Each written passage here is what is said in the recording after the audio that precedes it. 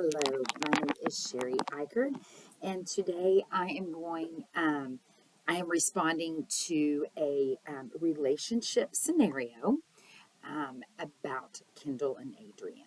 So, who they're struggling with misunderstandings, but it's rooted in context, listening, and emotion. So, in this video, I will briefly summarize the scenario. We will talk about the context of it, emotional responses, active listening, and ways to avoid the situation in the future. I will offer clear, research backed recommendations for which each partner can think of some things to do differently in the future. My suggestions draw on the evidence about emotion regulation, active listening from relationship research and counseling theory, Gottman and Silver, 1999, and Rogers, 1951. So let's get started. Here's the scenario. So Kendall felt hurt when Adrian came home late without calling. Adrian was depleted after work. He was tired. He did not want to talk. He just wanted to go home. We've all been in that situation before. But Kendall withdrew, and then Adrian, his avoidance just escalated into accusations and distance between the two of them.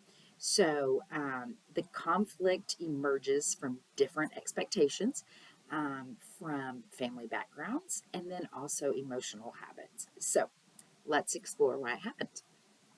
So, again, context includes family norms, culture, personality, and worldview. So, Kendall's expectation for check ins reflects her upbringing of coordinated, planned things, make her feel care. You know what I'm saying? That someone cares for her. That's her thing. His preference is processing alone.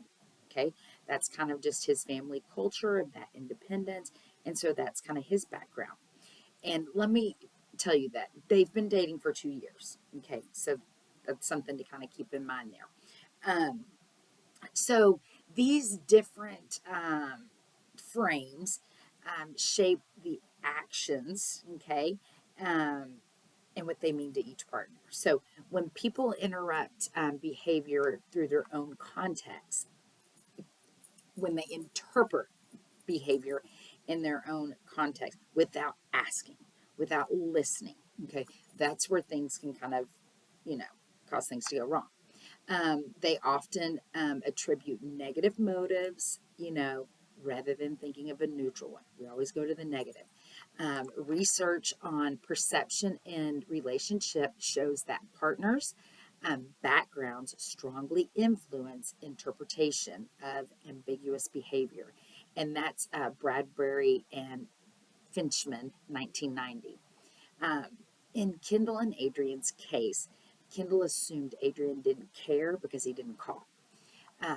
Adrian assumed Kendall was blaming him because she withdrew. So neither asked, they just assumed.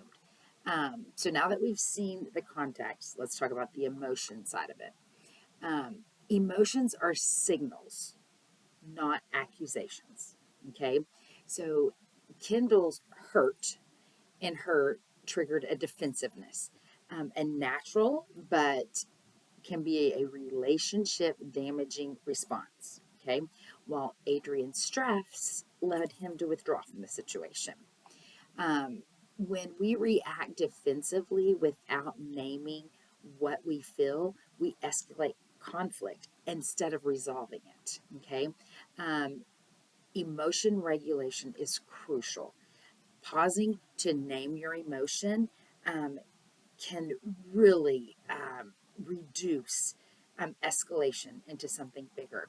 Um, Instead of saying, I don't care, could have said, Kendall could have said, I was worried. I wanted to make sure that you made it home okay, that everything was okay. When I didn't hear from you, I was concerned. Okay, so that is not a signal to cause accusation. It's a signal that, you know, um, Adrian's like, okay, she was worried about me. Okay. So research by Gottman and Silver, 1999, on repair attempts and emotion coaching demonstrates that labeling feelings and providing validation reduce conflict intensity. So, when we name how we feel, we give our partner a chance to respond with compassion instead of defensiveness. Like, hey, I was angry, or even Adrian saying, it was a bad day. I was really tired. Just, or, I'm angry right now. I'm frustrated right now. Naming it helps, it helps you and it also helps the other person.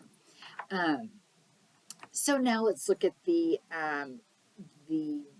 listening aspect of it.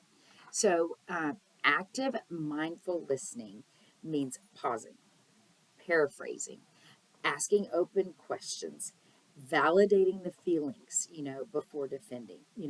I'm sorry you feel that way. You know, taking ownership, okay? And paraphrasing, making sure you completely understand what they're saying, okay? In Kendall and Adrian's conflict, neither person really listened to each other, okay? Kendall didn't ask why Adrian was late. Adrian didn't ask about Kendall's withdrawal.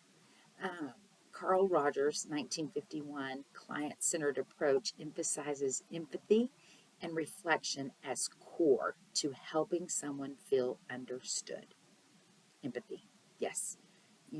When someone shows you empathy, you feel like they understand you. Um, so if um, I mean, those kind of things, like I said, yes, they help us feel understood, and we don't immediately go to the negative with that. Simple techniques, reflective statements like, "It sounds like you felt abandoned when I didn't call last night," and I'm sorry about that. Okay, um, when Adrian heard Kendall's hurt, reflected back at him, um, he could respond with his own context, like, I was overwhelmed at work and just needed quiet. I'm sorry I did not reach out. And that type of listening will repair and begins to repair, okay, a relationship. So now that we've looked at context, emotion, and listening, let's talk about what we can actually do and the recommendations, to improve their communication. So, first, I would say always assume goodwill. For some reason, we never do. We always jump to the negative. But we need to assume that not everything is something negative. We need to assume goodwill. Start with the presumption of, like, gosh, I wonder, I hope everything was okay, that nothing happened to him, at work or on his way home, rather than immediately going to the negative. When Adrian didn't call, the default assumption, wouldn't be he doesn't care, but something um, like, something must have prevented him from reaching out to me. I hope everything's okay. Um, and then, ask yourself what background or stress might explain this behavior. Like, how does Adrian process things when he is stressed out? Does he process by withholding and by kind of need to being alone for a little bit? Is that a family pattern for him? Um, and so then it shifts from blame into understanding. And so I would think Kendall being in that relationship for 2 years, she's seen that in him or in his family, and and if not, that's something she needs to pick up on and notice that this is how he reacts to these different things, so he may need a few minutes, or some people need you to reach out so they know that you care. Okay. um so some behavioral recommendations is using the I statement, okay, because I does not put blame on the other person. I, okay. So instead of you never call me, I was worried when I didn't hear from you. Oh, immediately. You never call me. I was just worried when I didn't hear from you. There you go. Practice active listening. And we said That's paraphrasing, repeating what they said, making sure you clearly understand. And then, you can be like, that makes sense. I probably would want some time away too if I had a really bad day at work today. Okay. And then set simple, practical agreements. Like, if you're really having a bad day at work or you're doing this, don't ignore me. Can you just send me a little text saying, hey, had a rough day, call you tomorrow? Or, and I will know. I will not take offense as in he doesn't want to talk to me. No, he wants to talk to me. He just talks to me. He just needs time to kind of reflect and think about things. That way, there's not no contact. At least you've made contact and that person still feels validated. Okay. Um, again, you could use the timeout strategy, like if conversations do get heated and whatever, you know, give yourselves a timeout and a clear time. Like, hey, let's take 10 minutes, walk away, get a deep breath, come back together. Okay. Take some time. All right. Um, and in setting a clear boundary of when we will come back, lets that person know I'm not abandoning you. I just need a minute. Um, and then practice calm conversations like a dialogue. Okay. These practices are supported by Gottman and Silver, 1999, on emotion regulation, repair attempts, and establishing routines that reflect conflict. So here's an example of how it could go. Kindle. I felt worried and left out when I didn't hear from you tonight. Adrian, I'm sorry. Work was chaotic and I was too drained to call. I didn't mean to hurt you. Kindle, thank you for telling me. Next time, could you just send a quick text? I can't talk, or I just need a minute. That would help me feel like you're not angry or abandoning me.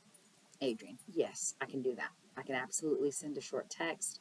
Um, and after rough days, we can have like a 10-minute check in just to share our feelings and be done. So you notice in that conversation, nobody is getting blamed. It's an equal thing, okay? And nobody feels abandoned, left out.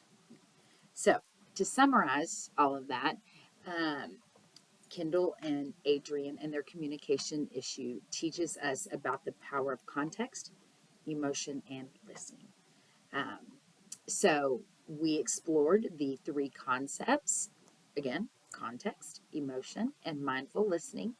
And after reviewing the concepts in this scenario, it is my official recommendation that they take the following action. Pick one of those different things that we talked about. For example, the one sentence I statements, or the one word text. Okay. Try it for a week, see if it works, and if it helps to regulate their communication rather than escalating. Thank you. Well,